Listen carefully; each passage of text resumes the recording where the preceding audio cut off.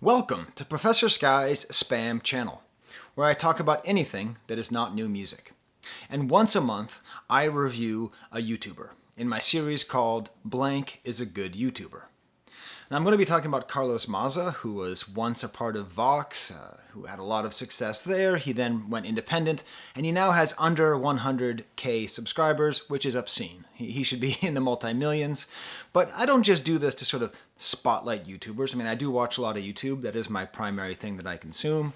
So that is part of me. It's just like, hey, I want to talk about this guy that I like. But also, I think about it as an academic. You know, I am a real deal academic. I have a doctorate in 17th century French literature, and I think like an academic. I think like, for lack of a better word, an intellectual. And I am certain that in the future, intellectuals will look back at this time and realize all of the best high-level discourse about society and philosophy and art and culture, it's all happening on YouTube. This is where it is. It's not in academia, it's not in the media, it's not even in these books. YouTube is, I think, the most vibrant and important and meaningful way of spreading high levels of knowledge. So that's what I'm trying to talk about here, and that's why I chose Carlos Maza, because technically he is a part of what is colloquially called Breadtube, which is like a goofy meme name for far left-wing YouTube. And this is a space where I spend a lot of time. I am personally probably a centrist. I mean, I think people would consider me to be something of a centrist. I mean, I do have socialist tendencies. I tend to vote against my own best interests as a bourgeois pig, which I am. But I am a capitalist, and I'm not a socialist, not a communist. But I do believe that our society and our country especially needs more socialist policies put in place. I believe that we need to have a more equitable, a more human society than the one that we have. So I spend a lot of time in Breadtube, but in a different way than a lot of people do. Most people who watch it sort of are fully in that zone, are in between the ages of like 15 and 30, and are positive that the socialist revolution has to happen, etc. But you have to listen to those people. Like, you have to, I think. I think to not listen to revolutionaries is to miss out on a lot. Even if the revolution never happens, it's important to understand where thought is. So I've sort of brushed up to Breadtube. You know, I covered FD Signifier, who isn't technically a member of Breadtube. Frankly, he's just really far above it. See my video on him if you want to see what I'm talking about. I talked about Jim Stephanie Sterling, who talks about video games, but is very much in that theme. But I really want to focus on Carlos Maza and explain why what Carlos Maza is doing is a better version of what more popular breadtubers do. More popular in terms of subscriber count. Now, what are the themes of Carlos Maza? Well, so far, you know, fascism in America, critical race theory, police violence, media bias, and the need to curb neoliberalism, the need to curb and watch free market capitalism, for a push for more socialist and more communist policies. Okay? So that's what Carlos Maza talks about, but that's also essentially everything that all of Breadtube talks about. We throw in gender identities and sexuality, and we basically have all of the primary content of Breadtube in this one YouTuber. And I want to make it clear, these are all forces of good. I am very much a fan of lesser breadtubers, and I mean lesser than Carlos Maza, people who don't apply his level of academic rigor. I think it's good. I think it's good this conversation is being had, but I think it's important that we distinguish. That's the thing, you know, like, we live in a time where all information is available to us. So the skill for the 21st century is not discovery, it's discernment. In the 20th century, it was discovery. Like, how do you find a cool musician? How do you find a cool book? How do you find a cool idea? Everything is here. You have everything. It's all in front of you. And you have to discern. What's the one? What's the one that you want? What's the good one? What's the smart one? That's what makes Carlos Maza so good. And what it really is he applies journalistic and academic rigor to his videos. So in looking at Breadtube, there's sort of three different ways of envisioning, like, research. Okay, and the word research has been getting a really bad rap lately because people keep talking about research and what they mean is confirmation bias. But what Carlos Maza does is what I try to do, is what people should do, He shares his research. And when I say research, I mean real research. Books, movies, articles, journals, really getting into it and really going deep. The problem with Breadtube and with YouTube in general, the thing that keeps it, I think, from being of a more elevated platform, is that share my research has devolved to the point where people share other people's research, which is fine, but that level of distance can create errors. It can be like the telephone game. And also it's a lack of academic rigor. We're not checking our own facts, right? I mean, scientists, you can't like do something as a scientist and then have someone else publish a paper based on your findings. You have to repeat the findings, right? That's just how you have to do it. So it kind of devolved from share my research to share their research. And then it became things like, I watched this so you don't have to, right? That's a big thing on the left-wing space, where disagreeable, ignorant, racist, sexist, homophobic, conservative, cringy, capitalist stuff, manosphere stuff is produced. So there's an entire space of people who react to that space, which I think is a little bit of a de-evolution because it's hard to actually promote new ideas. All you're really doing is rejecting other people's ideas. It's possible, but it's not as easy. And then that's devolved even further, and I've been seeing this a lot lately, and I'm not going to name the channels that do it. Feel free to in the comments if you want. But people who watch someone else who watched something so you don't have to. So now we're allowing watching something to count as research, and then we're allowing someone to count someone else's research on it. Let me give you a concrete example, okay? Part of what I love about Carlos Maza is the way that he really infuses Noam Chomsky's work into his videos.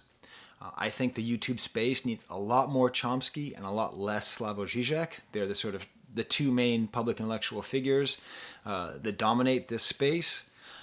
And you can tell that he's not just thinking about somebody who talked about Chomsky, that he went to Chomsky, he read it, and then he interprets it and he brings it to you.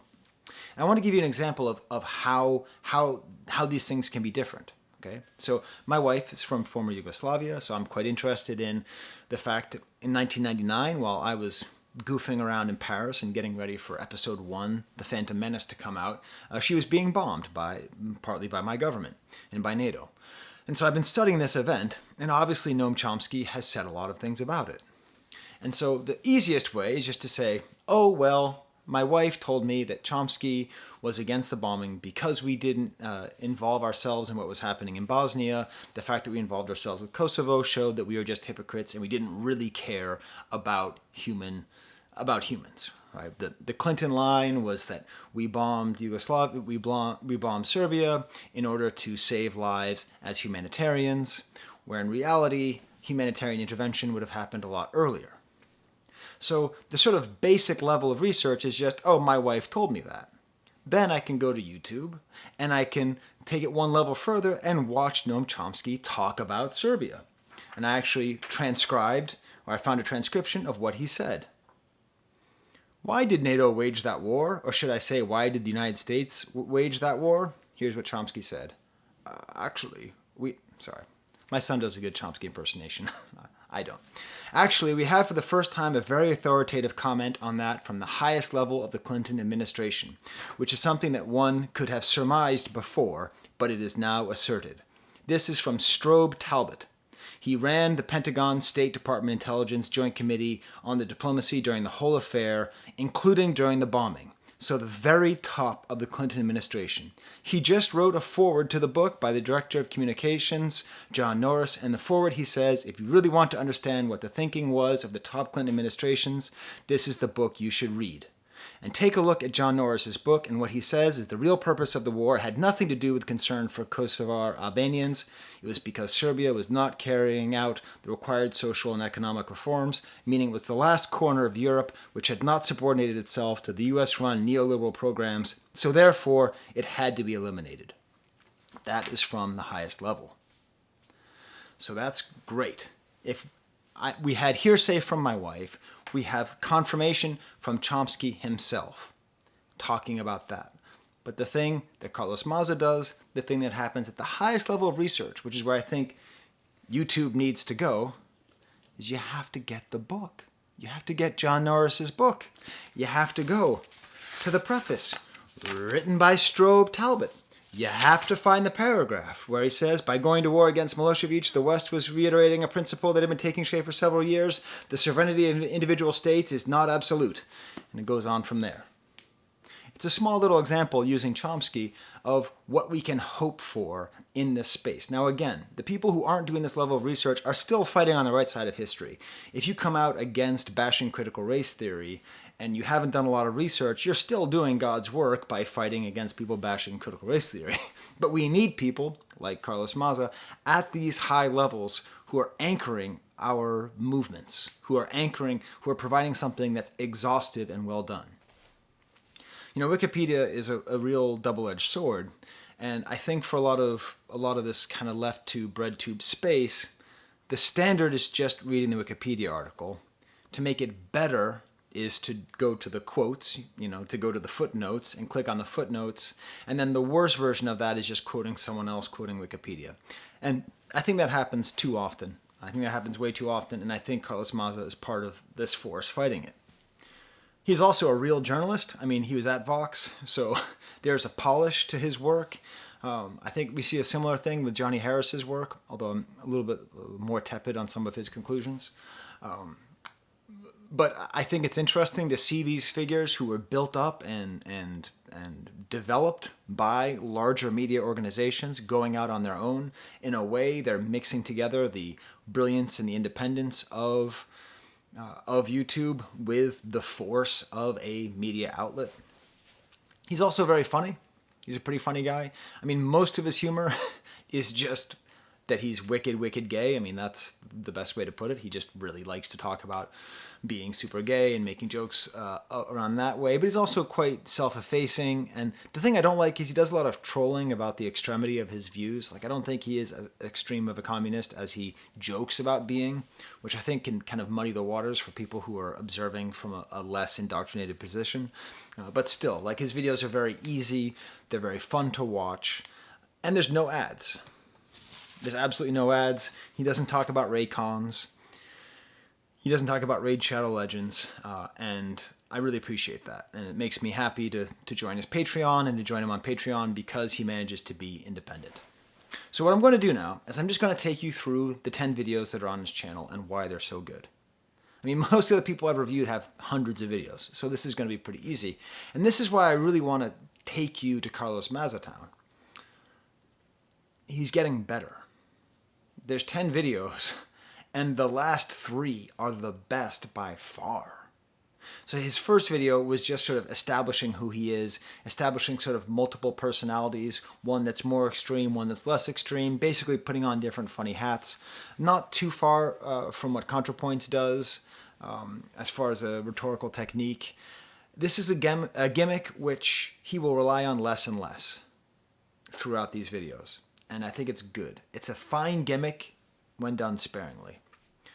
The first real video is about the concept of what is too left. And here he shows his brilliance because he's able to explain that the belief that Elizabeth Warren and Bernie Sanders are too far left is basically a myth created by the people who make the news. And he goes by and he explains the position of all of the anchors of MSNBC and CNN, and he shows how they're all multimillionaires. One of them's married to Alan goddamn Greenspan, and he's able to show that this is a compromised situation. We spend so much time trying to defend mainstream media because it seems more reasonable than right-wing media.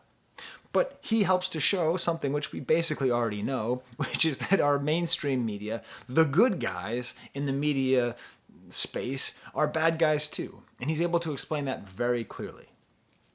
The third video really starts going here. It talks about COVID. But here's where I think he gets this sort of emotional core of his work. He's also very emotional. He's not afraid to cry on camera. I cried on camera for the first time last week in my Kendrick Lamar video. What am I supposed to do? Guy's talking about generational trauma. But he talks about like how neoliberalism is a death cult, about how our reaction to the COVID virus shows how America's belief in work is a death cult, in particular its willingness to sacrifice its most vulnerable people. Again, this point in and of itself isn't necessarily mind-shattering, but he presents it so cohesively, so clearly, and with such great skill that it's totally entertaining while also being totally persuasive. We then get to videos 4 and 5, which are about the police state and about our relationship with the police and the way that the media is complicit in the representations of the police as being infallible people. I like these videos. I don't think they are his strongest work, but maybe that's just because like the next video is so good, Anti-Politics in the Nanny State. This is where he really dives in and really jumps in with more Chomsky-ish stuff. And I think it's important because Chomsky is not perfect. Chomsky, I mean, I haven't heard Carlos go after Chomsky for his imperfections or for his questionable takes sometimes, but that's okay. One of my few published articles is actually I refute something Chomsky said about a 17th century linguist. So I refuted Chomsky as a linguist, but still. But he uses Chomsky very well, especially when he talks about the relationship between the humans and the state. And he's able to bring up this idea and popularize this idea that Chomsky explained, that when we say that the government is the enemy, and that is a belief that many Americans have, it becomes what Chomsky called anti-politics. But what ends up happening is we're not trying to have smaller governments, we're trying to help the tyranny of the corporation. And it's just laid out so well and so elegantly. And even he just has this one line, which is just a mic drop line. If you can convince everybody that they're cowboys, they won't notice that they're cows.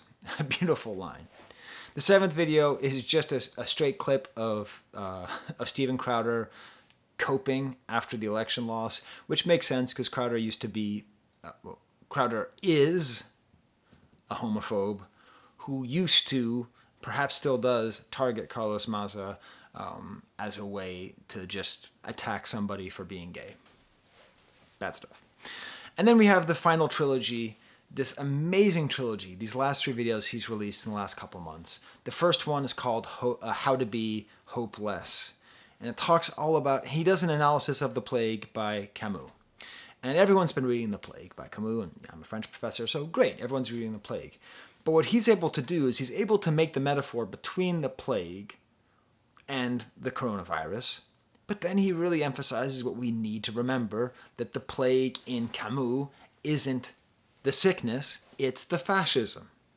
That's what actually the plague is about. And so he's able to draw the correlation between how the spread of coronavirus is echoed and promoted through this rise of fascism. It's an astounding work of journalism, it's an astounding work of intellectual rigor, it's an astounding work of synthesis, it's an astounding work of literary analysis, it's an astounding work of social analysis. It's an astoundingly good video. Say astounding again, mother effer. I triple dog dare you. Astounding. And that's the thing, is that I did see some other people who would make Camus takes, but they would go to the Wikipedia and they would read about what Camus, what it was about, and they'd find a quote from someone, Carlos Maza read the book, understood what the book was about, and really went after it. And then there's this one line that he takes from Camus, which I think should be on everyone's bumper. This should be the bumper sticker. The only means to fight a plague is common decency. Oh. Hey. The only means to fight a plague is common decency. The only means to fight fascism is common decency. The only means to fight coronavirus is common decency. It's a fascinating idea that Camus was able to put so much into this concept of common decency, and then Mazza brings it to us. Oh, my dishwasher's done. Which works quite well because in his next video, CRT, he makes fun of someone for their meatloaf alarm going off. Much like Meatloaf Lady, I don't edit my videos. His video on CRT, critical race theory, is as good of a video as exists on this platform. Now, I have a little bit of trouble saying that because I have seen a lot of other comparable good videos by YouTubers who are black, who I think have much more of a stake in making sure the critical race theory is taken seriously and it's not scapegoated. But this is just such a wonderful video. I watched it 3 times. I watched it with my family. I made my daughter watch it because it helps to explain what... Okay, the dishes are done, man. Don't tell Mom, the babysitter's dead. You know, like, it's like an hour-long video, and that's the thing. His videos are getting longer, and as they get longer, they get better. And also, he's getting more of that CPM, so he gets more money, so that's good. But it explains what CRT is, what it isn't, how it's manipulated, how it was created, how it was deployed. He ties it into all other ways that different race issues have been used and weaponized. He then makes it larger and ties it into the ways that in general lower class white people have their racism incited so that they don't band together on the basis of class. Instead, they band together on the basis of race. He explains the consequences, the whole thing. It's a masterful explanation. It is irrefutable in its presentation. I don't think anybody who claims to be against CRT could watch this video and not walk away saying, I've been duped. Like, I've just been duped. Just everyone's been duped. Everybody who's against CRT has been duped. Unless they were willfully duped. It's a really great video. My wife loved it too. And, you know, she's smarter than I am. She didn't like the burping. There's some burping in that video. When I was going through my divorce years ago, I have a podcast about Star Wars toys, not related to this stuff. And I thought it'd be funny if I burped, you know, like Howard Stern. It's not funny. Don't burp. Don't burp on camera or on microphone. The final video is one that just came out last week, Head Empty Fascism. And this is that thing where he's watching something so you don't have to. He watches the entire Turning Points conference, which is like a conservative think tank bankrolled by billionaires. But he does so much more than what most people do. Most people just show you something and then comment on it and go, oh, dude, that's messed up, or oh, dude, that's funny, or oh, dude, that's cringe. He does that too. But then he has a larger thesis, which is the current state of the far-right wing isn't policy-based. It's what he calls vibe fascism, that all these people are getting up are giving speeches, and they're not giving speeches about anything. They're not even really talking about CRT. They're not even really talking about tax policies. They're just talking about feelings. And he's able to illustrate that perfectly. So, there's my video on why Carlos Maza is a good YouTuber. I think, and I am going to get to other breadtubers that are not as academically rigorous and have more of a reach, right? Again, those people aren't the enemy. They're on the same team that's working well. But I just think it's time that we really stop and appreciate people who are able to achieve and work at this level of rigor. Okay. Well, I apologize if the sound of my dogs snoring has been bothering you. They've been right here the whole time. Hey, Toby. Bobo. You want to say hi to my YouTubers? No, they don't want to. All right. Until next time, there's the camera.